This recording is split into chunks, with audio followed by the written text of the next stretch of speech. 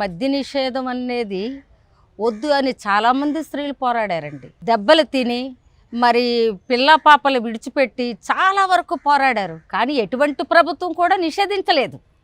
ఈరోజు జగన్ గారు కూడా అదే మాట చెప్పారు, అలా ఖండించుకొని వస్తాము, దీన్ని అంతటినీ కూడా మద్య నిషేధం తీసేస్తామన్నారు. తీయలేకపోయి అదొక కథ అయితే, ఈ యొక్క స్లమ్ ఏరియాలోని మమ్మల్ని చాలా ఇబ్బంది పెడుతున్నారండి. అట్లీస్ట్ ఒక బార్ అంటే బార్ ఫస్ట్ రాలేదండి, దుకాణాలు వచ్చాయి. ఆ దుకాణాలు వచ్చేటప్పుడు ఫస్ట్ టైం డిలీట్ చేయించాము. మరి విపరీతమైన సమస్యలకు ఎదుర్కొని ఆ బాధ ఏంటో స్త్రీలు అనిపించిన తర్వాత దాన్ని తీసేసాం. మళ్ళీ మూర్ఖంగా మళ్ళీ అదే దుకాణం పెట్టారు, దాన్ని కూడా తీసాం. ఈరోజు అది కాకుండా బార్ అండ్ రెస్టారెంట్ అది చాలా చెడ్డ విషయం అండి. అది అంటే మాకున్న ఇంత కొద్ది స్థలంలో కూడా వాళ్ళు బార్ అండ్ రెస్టారెంట్ పెట్టడం అంటే ఏం ఆలోచించి మమ్మల్ని ఎంత దిగజారిన పరిస్థితిగా మమ్మల్ని ఆలోచించి స్లమ్ ఏరియా వాళ్ళు ఏ విధంగా అయినా దాన్ని తట్టుకొని పోతారనుకున్న మాట నిజం కాదు. ఎందుకంటే ఎడ్యుకేట్స్ ఉన్నారు, చదువుకున్న పిల్లలు ఉన్నారు. మాకుంచి ఇంత స్థలం కూడా మా పిల్లలు చదువుకుంచాలని ఒక ఆశ, దాన్ని తీసివేసి దాన్ని వ్యతిరేకించి మాకు పెద్దలు ఉన్నారు వెనకాతల, మేము ఎలాగైనా రెస్టారెంట్ ఒకటి కాదండి 2 పెడుతున్నారు. మాకు పనికొచ్చే మెడికల్ షాపుని తీసేసి రైస్ షాపుని తీసేసి ఎంత చెడ్డ మనస్తత్వం అండి వాళ్ళకి. వాళ్ళు స్త్రీలు లేరండి ఇళ్ళలోని, వాళ్ళు తెచ్చి ఇక్కడ కాపురాలు పెట్టమని చెప్పండి, వాళ్ళకి ఆ విలువ తెలుస్తుందండి. కానీ మమ్మల్ని ఎంతంత చీప్గా చూస్తారు ఈ విషయంలో మాత్రమండి. యావత్తు వీధిలో వాళ్ళు కూడా ఒకరు కాదండి, చాలా వేలాది మంది ఉన్నారు. దాన్ని ఏ విధంగానే మేము తీయిస్తామో, దాన్ని ఏ విధంగా అయినా మేము చెప్తున్నాం కదండి. షాపే కాదు, షాప్ ఓపెనింగ్ కూడా అవ్వదండి. మమ్మల్ని వ్యతిరేకించి ఆ షాప్ని ఇంకా డెవలప్మెంట్ చేస్తున్నారు. ఏ విధంగా చేస్తారో మేము ఛాలెంజ్ చేసి చెప్తున్నామండి. ఇప్పుడు అనిపించలేదండి, మాకున్న చిన్న వీధిలో కూడా వాళ్ళు కొట్టుకొని పరిగెట్టిన రోజులు ఉన్నాయి. మా ఇళ్ళంటూ దూరిపోయిన రోజులు ఉన్నాయండి. పిల్లలు పడిపోవాలా, ముసలి వాళ్ళు పడదీసి అనవసరం అండి. వాళ్ళు ఎవరినండి మేము పట్టుకుంటాం? ఓకే, తాగేసి వచ్చి తిన్నగ వీధిలోకి వచ్చి యూరిన్ పోస్తారండి. వాడికి ఎదురెళ్తామండి? మేము ఎదురెళ్ళగలమా? మా గట్ల మీద వచ్చి పడుకోవడం అండి, వాడిని లేపగలమండి? ఇలాంటి సమస్యలన్నీ పడి పడి పడి ఇప్పుడు ఇంకా మమ్మల్ని అంత దిగజారుస్తున్నారంటే మీకు బాధాకరంగా ఉందండి. ప్రతి ఒక్కరు స్త్రీలే అధికంగా పనులకి వెళ్తున్నారండి. ఈ తాగుబోతులు పనులకి వెళ్ళకంట ఇల్లంట ఉంటే ఆడవాళ్ళు వెళ్తున్నారండి. మేము రాత్రి 11 ఒక్కొక్కసారి హోటల్స్లో పని చేసిన వాళ్ళు ఉన్నారండి, వాళ్ళు వచ్చేసరికి 11, 12 అవుతుంది. అక్కడ ఆటోలు ఉండవని నడుచుకొని వస్తున్నారండి. ఈ నడుచుకొని వచ్చిన సమయంలోని చేతులు పట్టుకోవడం, వాళ్ళ చెంగుళ్ళు అక్కడ ఎవరికండి విషయం చెప్పాలి? పోలీస్ అధికారులు చెప్పాలండి, వాళ్ళు తీసుకుంటారండి, చూస్తామండి అంటారు.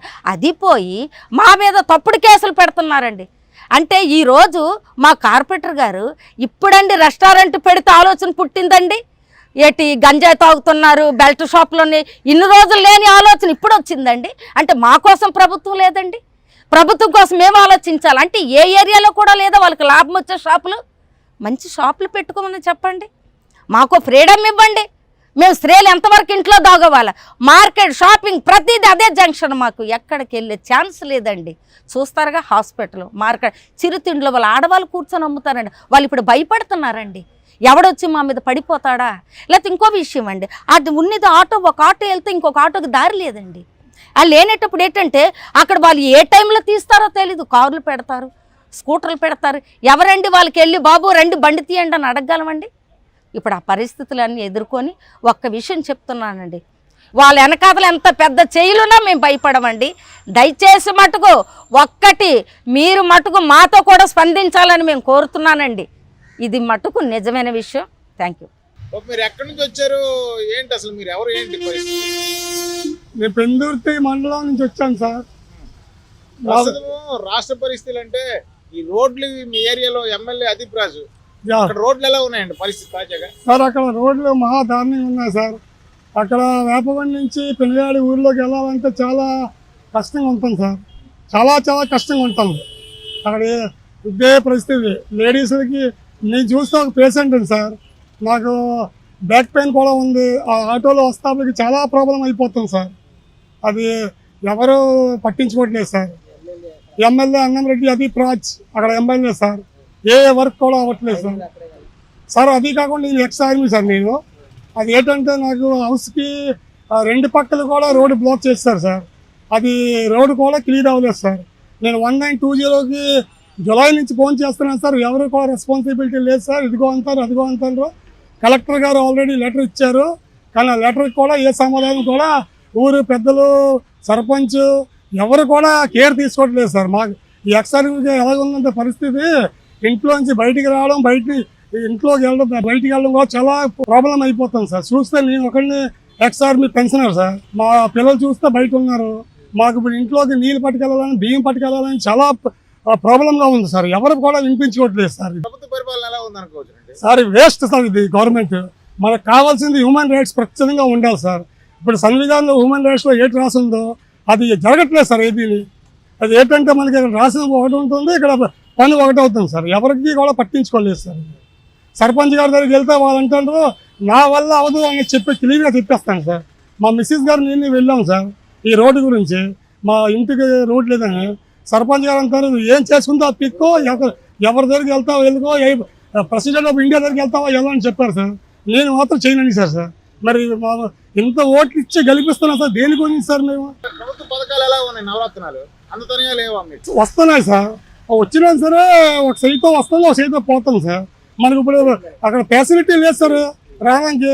మరి మనకు పేషెంట్లు అయిపోయి ఉంటే ఇప్పుడు 2 years నుంచి పేషెంట్స్ మరి ఎంత డబ్బు ఖర్చు అవుతుంది? ఇచ్చిన 10,000 అయితే ఇక్కడ లక్షల మంది ఊడిపోతున్నాయి సార్. రోడ్డే బాగోపోతుంది, మనం ఏం చేస్తాం చెప్పండి సార్. ధరలు ఎలాగ ఉన్నాయండి రేట్లు ప్రస్తుతం? రేట్లు సార్ ఇక్కడ ఒక ఫిక్స్ రేట్ లేదు సార్.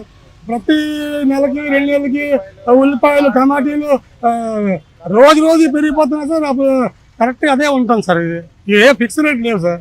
ఏదో 5 నెలలకు 6 నెలలకు పెరగాలైతే పర్వాలేదు. ఇదే నెలకు ఒక రేటు, మన మార్కెట్కి ఒక ఫిక్స్ మంది పట్టుకెళ్తాం సార్ మనం. అది ఆ సామాను కొందామని వెళ్తే ఆ సామాను కొనలేకపోతున్నాం సార్. ఇంకా ఇప్పుడు నేను ఎక్స్-సర్వీస్ మన ఆర్మీ మనిషిని సార్. మరి నాకే ఈ ప్రాబ్లం అయితే నార్మల్ సివిలియన్ పర్సన్కి ఎంత ప్రాబ్లం ఉంటుంది చెప్పండి సార్.